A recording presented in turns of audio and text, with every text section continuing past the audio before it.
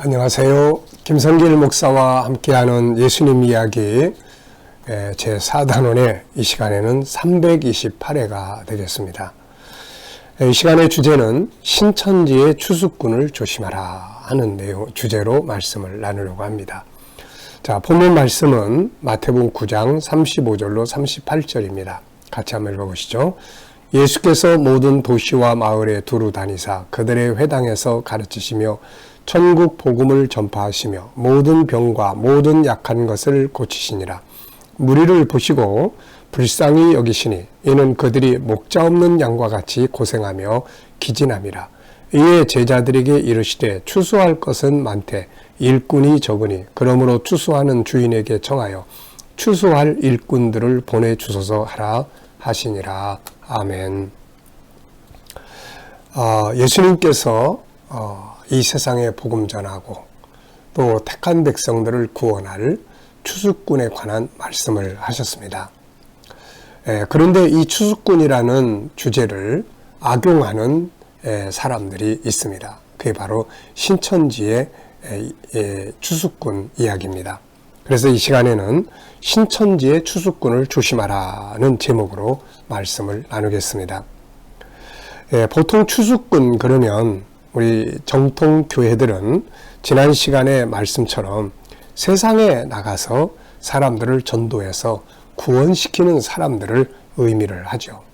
그런데 이 신천지에서는 이 이야기를 엉뚱하게 해석을 해서 자기들에게 갖다 맞춰버립니다. 그래서 신천지에서 말하는 추수꾼은 기존 교회 안으로 들어갑니다. 일반 교회들 안에 들어가서 성도들을 자기들의 단체로 빼가는 사람들을 추수꾼이라고 이야기를 합니다. 정통교회가 말하는 추수밭은 세상입니다. 세상에 가서 전도해서 사람을 구원하는 건데 신천지에서 말하는 추수할 밭은 바로 기존 교회를 말합니다. 그러니까 아주 나쁜 사람들이죠. 눈물로 키운 주의 종들이 또 성도들이 눈물로 성도 하나하나를 키운 그런 교회에 들어가가지고 그 성도들을 뽑아다가 자기들의 이단 단체에다가 데리고 가는 이런 일을 하는 사람들을 추수꾼이라고 하는 거죠. 순 도둑들이죠, 이거. 우리가 제일 나쁜 사람들이 우리가 가을에 보면은 그 추수한 곡식들을 길거리에 널어놔요. 그럼 도둑들이 와가지고 그냥 몰래 차에다 싣고 가버려요. 이 아주 나쁜 사람들이잖아요. 그래서 이 신천지 이단은 이단 중에서도 아주 나쁜 사람들입니다. 기존 교회에 들어가가지고 자기들이 밖에서 전도에다가 자기들의 단체에 데리고 들어가는 거야. 누가 뭐라 그러겠어요. 그러나 기존 교회에 들어와가지고 그 열심히 신앙생활하는 사람들을 미혹해서 데리고 가는 이런 나쁜 사람들이 어디 있습니까? 이건 윤리적으로도 이건 틀린 이야기죠, 이게. 그래서 성도들은 추수꾼이라고 다가오는 요 이단들을 아주 조심하고 경계해야 합니다. 자, 다른 종교와 이단은 성격이 좀 다르죠. 다른 종교는 아예 믿는 대상이 다릅니다. 불교와 기독교.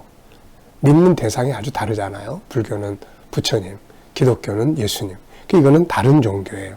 그런데 이단은 같은 예수를 말하는 것 같은데 다른 예수란 말이에요. 이게 성경을 이야기를 하지만 다르게 해석하는, 잘못되게 해석하는 이 단체들을 이단이라고 이야기를 합니다. 고린도서 11장 4절을 보면 바울 사도는 이런 이야기를 했어요. 만일 누가 가서 우리가 전파하지 아니한 다른 예수를 전파하거나 다른 예수, 혹은 너희가 받지 아니한 다른 영을 받게 하거나 혹은 너희가 받지 아니한 다른 복음을 받게 할 때는 너희가 잘 용납하는구나. 바울은 여기서 다른 예수, 예수는 예수인데 다른 예수를 이야기한단 말이에요. 영은 영인데 다른 영. 성경을 이야기를 하는데 뭔가 달라, 이게. 그래서 이단들에게 간 사람들이 그동안 우리 목사님한테 들은 이야기하고 다르네? 참 새롭네? 이게 새로운 게 아니에요, 이게. 다르게 잘못 해석해서 미혹을 하는 것인데 이걸 새롭게 여기고 들어가서는 안 된다는 거죠. 자, 그래서 구별을 잘 못하면 이단의 미혹에 쉽게 빠져들게 됩니다. 세상에서 가장 어리석고 안타까운 것은 이단에 빠지는 일이에요. 이들은 지금도 각 교회 혹은 성도들의 속에 들어가서 추수꾼 역할을 하면서 미혹하고 있는 거죠. 기존 교회 안에 들어와서 눈물과 헌신으로 키우는 성도들을 추수한다는 명목으로 도둑질해 가고 있는 겁니다. 정상적 교회 같으면 우리 교회 아니더라도 그 교회 가서 또 신앙생활을 잘하면 되는데 아예 지옥으로 끌고 가는 이 멸망할 단체로 끌고 가니까 이게 문제가 되는 거죠. 그래서 성도들 속에 아주 다양한 방법으로 파고들어서 성도들을 미혹을 합니다. 우리가 알아야 될 것은 신천지는 그 뿌리가 통일교와 같아요. 그래서 신천지에서 가르치는 모든 교리들의 핵심은 통일교의 원리 강론과 같습니다. 저는 종교들을 많이 연구해 보면서 통일교의 원리 강론을 여러 번 읽어봤어요. 그런데 나중에 신천지에서 말하는 교리들과 가르치는 내용을 보니까 그것 거의 비슷한 거예요, 이게. 물론 그 사람들은 부정합니다.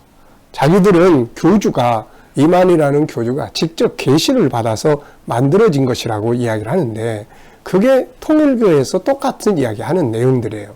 그래서 참 이게 어리석은 겁니다, 이게.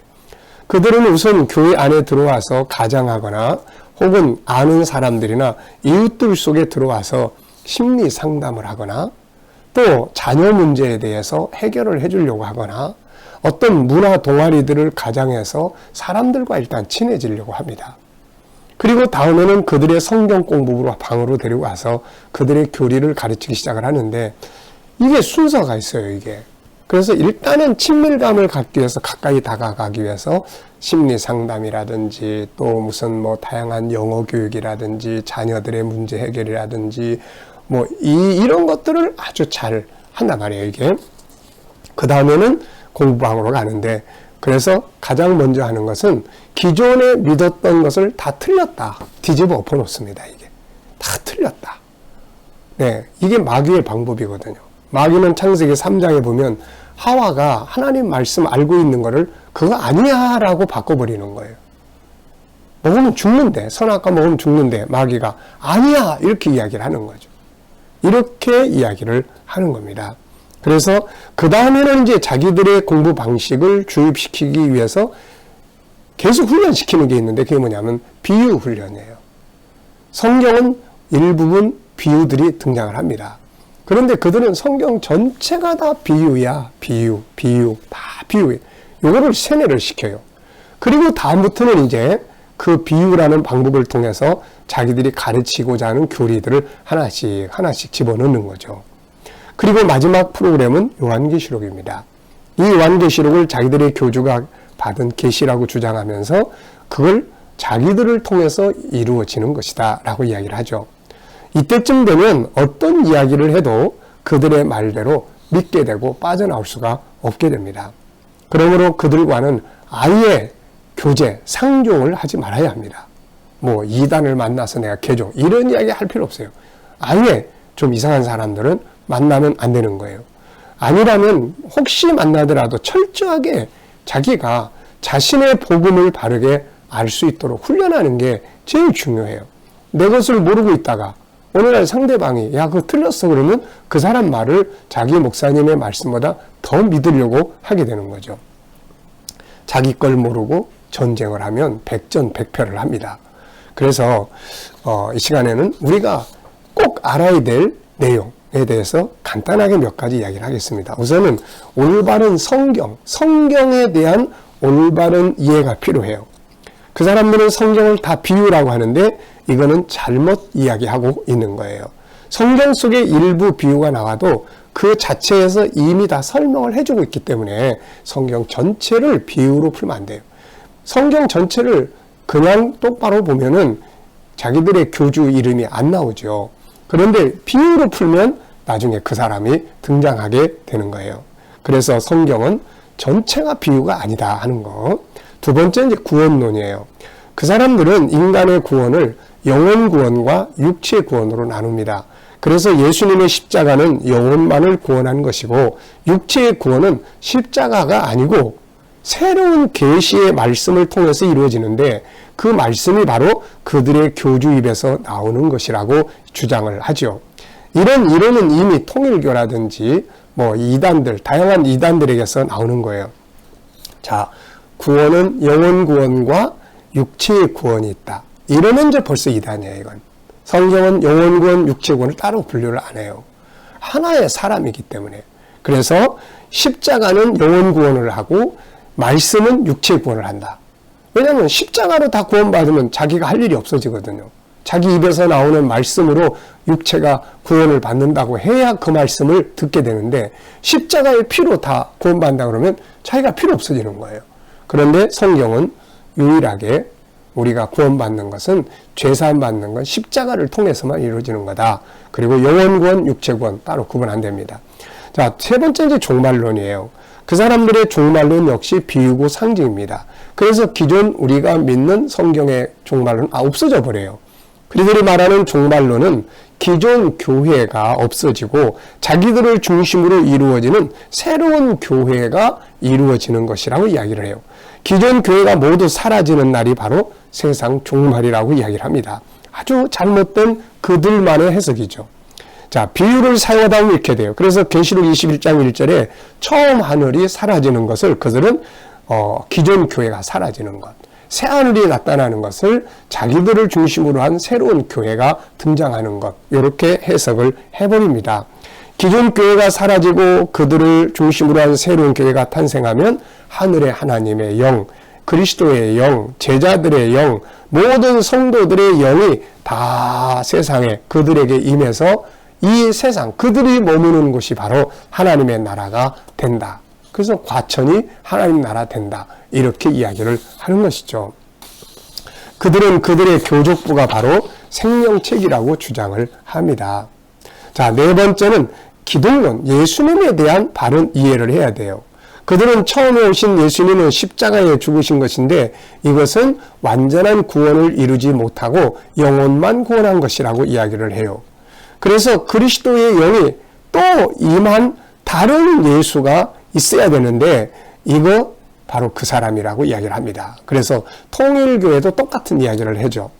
통일교에서는 그리스도의 영이 임한 사람을 문선명이라 했고 신천지에서는 그들의 교주인 임한이라고 하는 것입니다. 그들은 예수님을 말하는 것 같은데 나중에 보면 예수님은 조연이 되고 누군가가 자꾸 등장을 해요. 그래서 주연이 따로 있게 되는 겁니다. 자, 다섯 번째 이제 천국론이에요. 그들은 영혼들이 하늘 천국으로 갔다가 마지막 때에 자기들의 구원의 숫자가 다 채워지면 기존 교회가 사라지는 그날 하늘의 모든 영들이 자기들에게 임해서 서로 육체와 영이 합일되는, 그러니까 이 영이 자기 육체에 들어가는 게 아니라 딴 사람들의 육체 속에 다 들어가는 거예요. 하나씩. 그래서 이 세상, 자기들이 머무는 곳이 하나님 나라고 새하늘과 새 땅이고 이렇게 주장을 합니다. 이런 이야기들을 들으면 선뜻 이해가 잘 안 될 거예요. 그런데 그들은 그걸 주장을 하는데 그게 단계별로 주장을 하기 때문에 한번 듣다 보면 쉽게 미혹에 빠지게 되고 한번 들어가면 못 빠져나오는 거예요. 그래서 우리는 이런 기본적인 것들만이라도, 자, 성경론, 그 다음에 구원론, 그 다음에 종말론, 그 다음에 또 기독론, 예수님에 대한 것, 그 다음에 천국론, 이런 기본적인 것만 우리가 좀 잘 알아도 그 사람들이 이야기할 때 이거 아닌데, 그럼 아니면 물리쳐버려야 돼요. 아, 이게 새로운 거네? 기존에 못 들어본 거네? 그리고 들어가면 안 되는 거예요. 새로운 것이 어디 있겠습니까? 성경 말씀 그대로 믿으면 되는 거죠. 그래서 추수꾼, 기존 교회에 들어가서 성도들을 뽑아다가 자기들의 천국 창고라고 말하는 그 과천에다가 데리고 가는 것, 이게 그들이 말하는 추수꾼이니까 아주 조심해야 될 것입니다. 이 시간 말씀 여기서 마치겠습니다. 감사합니다.